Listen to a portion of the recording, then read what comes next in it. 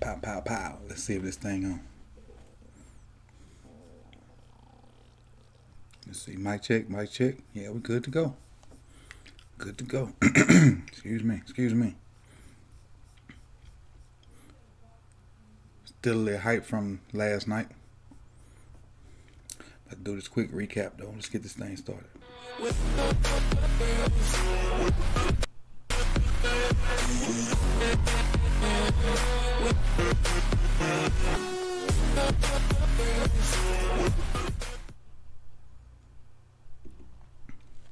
Welcome back, welcome back, welcome back. Welcome back to the channel. I'm your host, Coach Evans of Sip the Tatted Films, and today we're recapping the huge victory versus the Chiefs last night. Just gonna go through each position. I'm gonna hit the stats real quick and go through some position and kind of talk about it a little bit, then get out of here so we can watch this Monday night game. Let's start let's start with offense this time. Start with offense. Start with the quarterbacks. Lamar had well, obviously we won the game 36-35. Finally an expert. Appreciate that. We won the game 36-35. A thrilling game, a nerve-wracking game, but a great game at that because we won. And starting with the quarterback position, Lamar rushed for 107 yards. He threw for 239 yards, had 2 interceptions. He was 18 for 26 with a quarterback rating of 78.8. He was sacked once for a -9 yards. But let's just sum his play up overall. What up, Raven Run? Early in the game, the first interception, I can't really put that on him. Sammy slipped and he was throwing a timing route. So, but the second one, Honey Badger got him. Honey Badger, they was down in the box, kind of made it look like 0 or 1 high. And snapped the ball. Honey Badger ran to the middle. So, smart play by Honey Badger, disguising that whatever coverage they were in and getting that pick. But the thing is, the resiliency after that is what I was impressed with. The fact that he just kept fighting. They stuck with, for the most part, they stuck with the game plan. Sprinkled in some timely passes here and there, but for the most part, pounded the rock. And Lamar was a part of that pounding the rock. He was obviously the leading rusher with 107 yards. And what really let me know this game was going to be kind of different when he stiff on that guy on the sideline. That he was going to be like, okay, this is going to be one of them games where you're going to have to bring your lunch pail. Because, normally, and most of the time, we want to just run out of bounds anyway. But, he don't. He didn't that time, and the stiff arm was kind of indicative of what was about to come. Let's go to the running backs. And we obviously running back by committee. Stat-wise for the running backs, Tyson had 13 carries for 77 yards. Latavius Murray had 9 for 36. Freeman had 2 for 29. And Ricard had 1 for 2 yards, and Ricard's was for a first down. Murray had a touchdown, and Lamar had the other 2 rushing touchdowns. Tyson looked a little bit different last night. The only bad play that I can think of from Tyson without really going back over the tape is it was some kind of outside zone-ish play, and he didn't turn it up. He ended up running out of bounds. But the very next play, he turned it up. So that's the only negative play I can think of from Tyson. Murray ran hard. Freeman on his one play where he stuck his foot in the ground and got upfield for like a 31-yard gain. And, so Freeman like he had a little burst. Murray was fired up. Tyson was fired up. They all looked like they was ready to go, ready to prove a point. And the fact that you using all 3 of them keeps them fresh. The fact that you using all 3 of those running back, they going to be fresh. They going to stay fresh so we can run it as much as we need to because they're going to be fresh. Let's go to receivers. Hollywood Brown had 6 catches for 113, which is big. Did Hollywood go over 100 the first game? I know he was 6 for 6 on his catches. I don't remember if he went over 100 yards. But that's 2 back-to-back pretty good games by Hollywood. 2 back-to-back good games by Hollywood. Had a touchdown also on the broken coverage or whatever. Andrews, 5 targets, 5 catches, 57 yards. Sammy Watkins, 4 catches on 7 targets, one of which he slipped, and that was the interception for the pick 6. And Tyson Williams with 2 carries, 2 receptions and 2 targets for 16 yards. Oliver had a big catch. Oliver had a big catch around the goal line, I think. As far as the receivers, they weren't asked to do much, but their catches were timely because they We were running the ball so much, and they were getting favorable coverages, and they made the catches. I don't know, and you correct me if I'm wrong in the chat box or in the comment section. I can't remember a drop from last night. I know Sammy slipped on that early in the game when we got the pick six. And Sammy had a drop. Sammy did have a drop on like a dig or something like that. That's the only drop I remember. And so for the most part, the guys are getting open. They're catching the ball when they're open.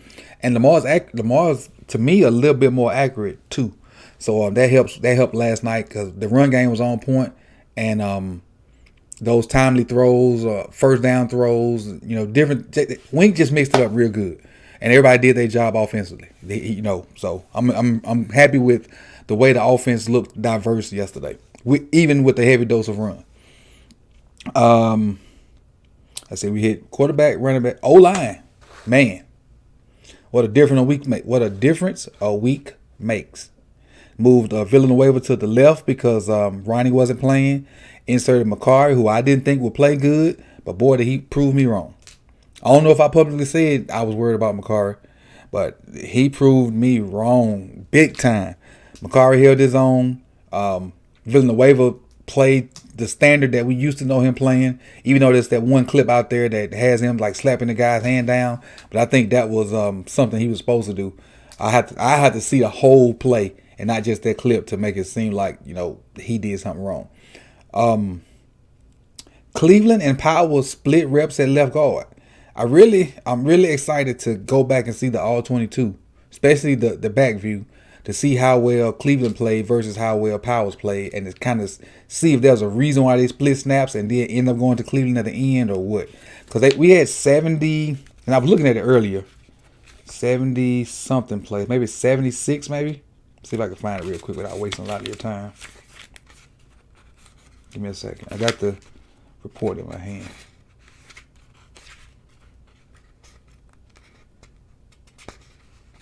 Where is it? So many on this thing. Here it is. So we had 76 plays. Cleveland played 32 of them. Powers played 44 of them. But I think Cleveland ended up playing more toward the end. But I'm excited to go back and look at the tape and see what was the difference or why they maybe pulled them or were they just trying to give Cleveland a chance to show up. And again, 2 games in a row, Bradley Bozeman, solid. 2 games in a row, Bradley Bozeman has been solid. Zeitler, solid. Them 2 guys been solid. So, the other pieces play better and we look better as a team. So, solid. I don't know when it's coming out. But I don't know. I just get it when, I got to go through the back channels. So that's what I had to do for last week. I went through the back channels. Let's go over the defense. Let's start on the back end. Secondary.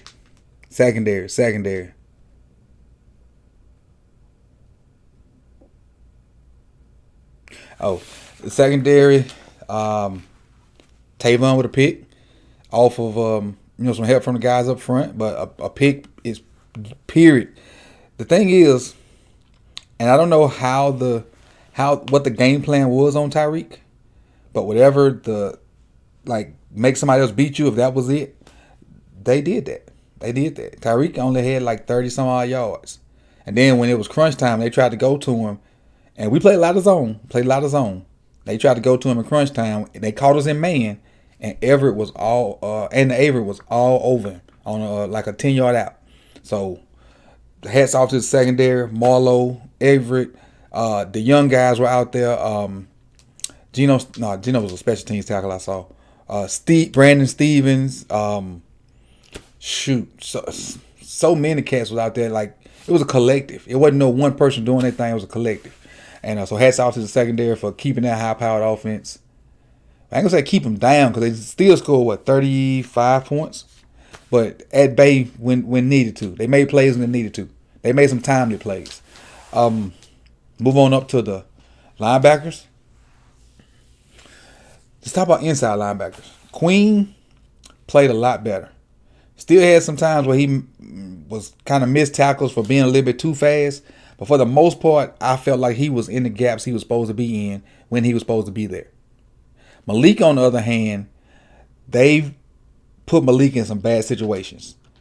I don't know if it's the Ravens coaching staff or the Chiefs just realized who was out there. They put Malik in some bad situations. Malik, a lot of times early in the game, had to deal with Kelsey, and that's a mismatch. That's a mismatch.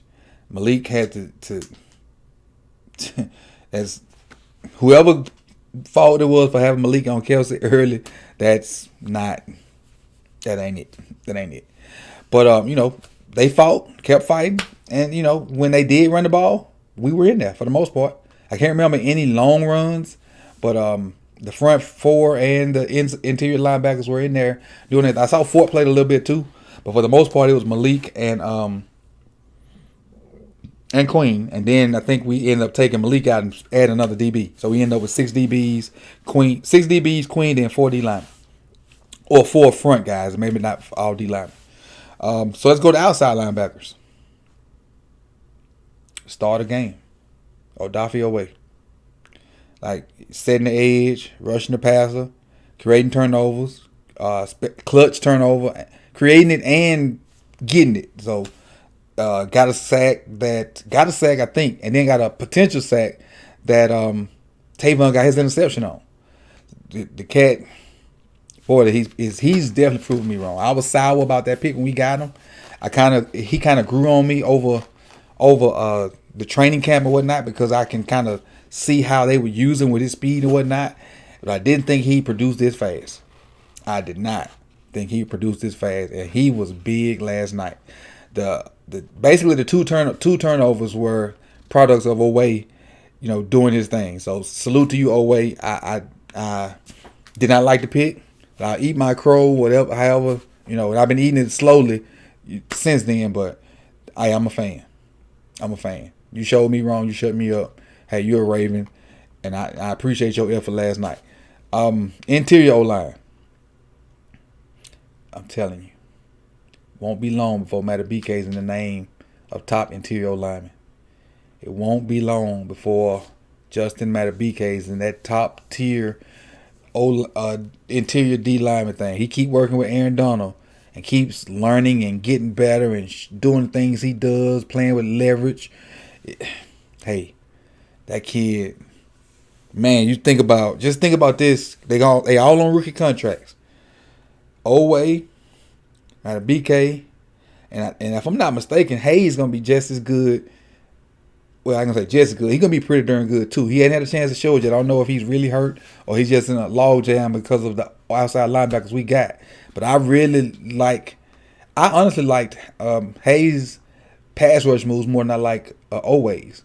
Oweh's is faster and probably more explosive, but I thought Hayes was more polished. But not throwing shade on either one of them. Just think about that.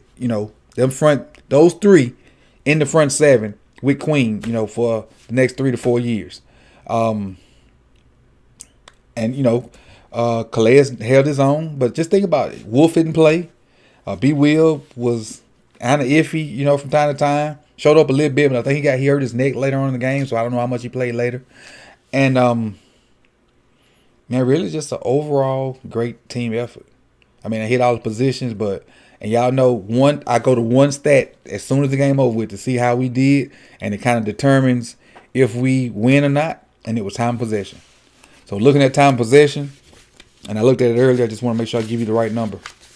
We had 31 first downs, which is great, to their 22.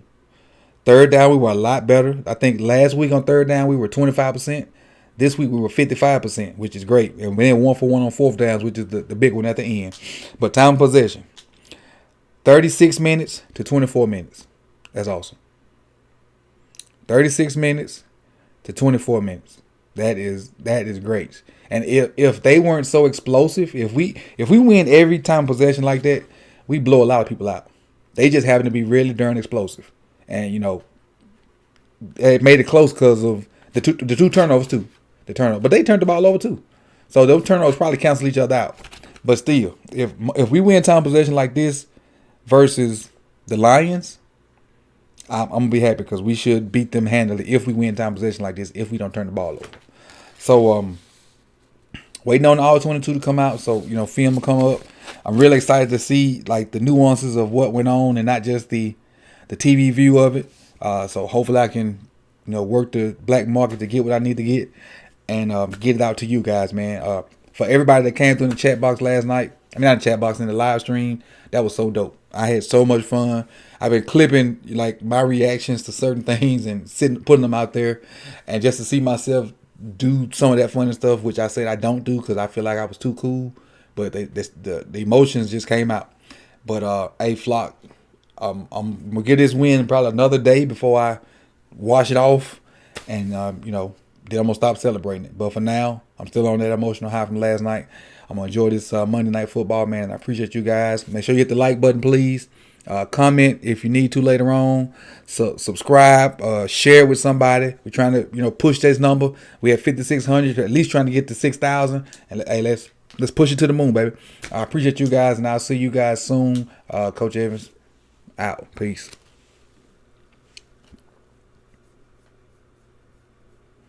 Yeah, that forced fumble reaction was funny. Yeah, I've been laughing at myself all day. Peace and love, fellas and ladies.